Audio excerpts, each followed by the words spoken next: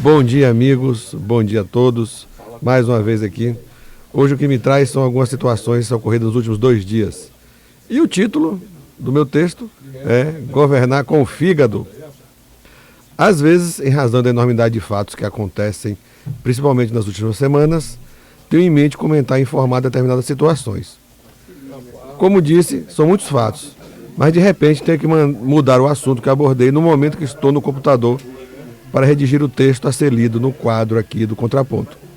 E hoje é destes dias que mudei na hora de escrever. O que às vezes favorece é que esses fatos e muitas situações se entrelaçam e acaba atingindo o fim a que me proponho. Qual seria? Informar e opinar com conhecimento. Então vamos lá. Na coluna de Mônica Bergamo, da Folha de São Paulo, publicada ontem, informou que a Petrobras cancelou o contrato de prestação de serviço com o escritório do presidente nacional da OAB, Felipe Santa Cruz, tinha com a empresa. A rescisão ainda não foi explicada.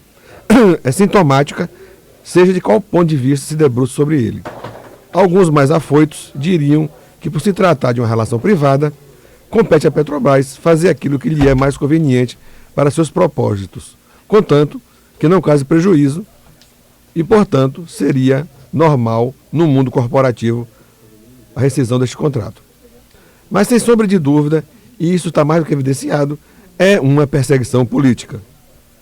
Não há, até onde se saiba, qualquer ato condicionante que a atuação do escritório tenha incorrido numa conduta que cause prejuízo à estatal ou venha contrariar o que está estabelecido no contrato de prestação de serviço, no caso, junta petrolífera. É, sem sombra de dúvida, como já disse, perseguição política, típico de uma visão autoritária e revanchista de quem vê a situação política de quem governa apenas para os seus aliados e não para todos de um modo geral.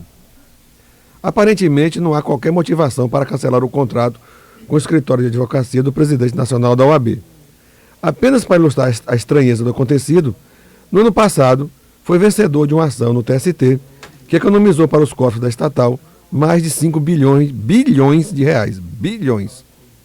Até se prove em contrário, é perseguição política em razão dos fatos ocorridos na semana passada, quando do infeliz comentário presidencial sobre o desaparecimento do pai do presidente nacional da OAB.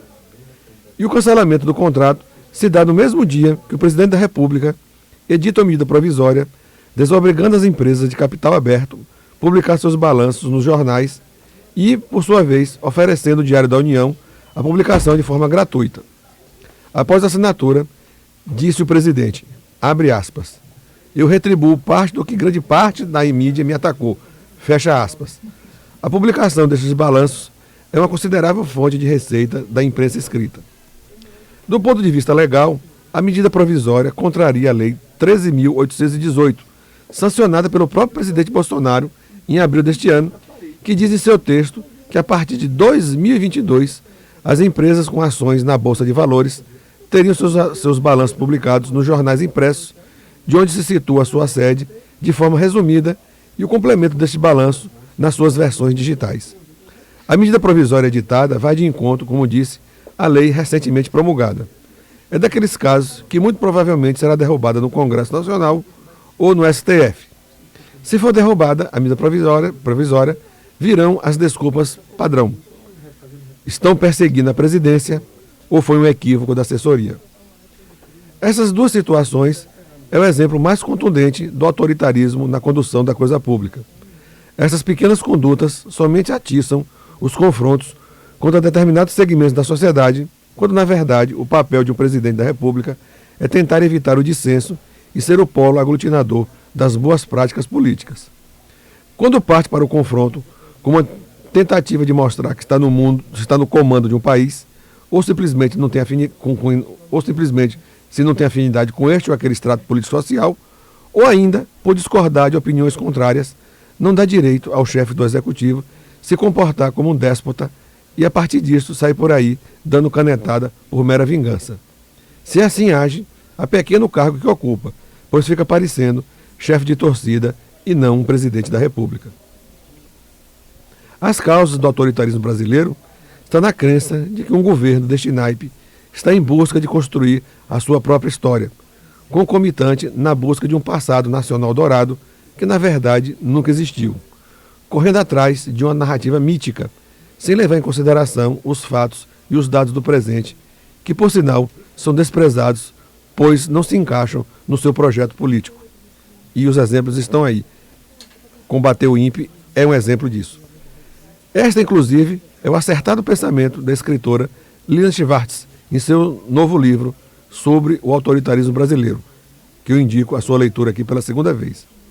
As atuais atitudes do presidente se encaixam perfeitamente nesse contexto descrito. Governa-se apenas para atender o seu eleitorado e não a totalidade do povo brasileiro.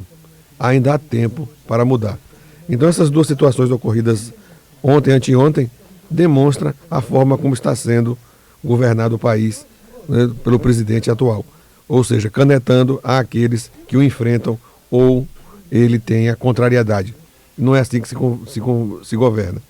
E duas coisas aqui que precisam ser ditas. Foi divulgado ontem no site Intercept, no jornal El País, um jornal espanhol, o maior jornal espanhol, né, em circulação, onde ele fala das conversas de Dallagnol querendo investigar Gilmar Mendes. Quando um jornalista abre a boca e dizendo que não se pode investigar altas autoridades, está desinformando. As altas autoridades, sim, são investigadas, mas nos foros determinados pela lei, e não da forma como vinha fazendo a Lava Jato. Não é assim que se faz. E já ontem no site da Veja, né, na coluna, acho que Ponto de Vista, já há uma grande corrente do Conselho Nacional do Ministério Público em afastar definitivamente Dallagnol da Lava Jato.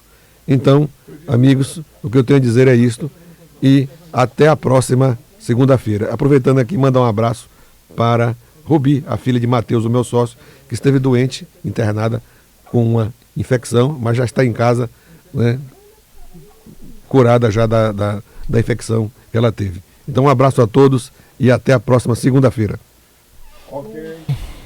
Obrigado, doutor.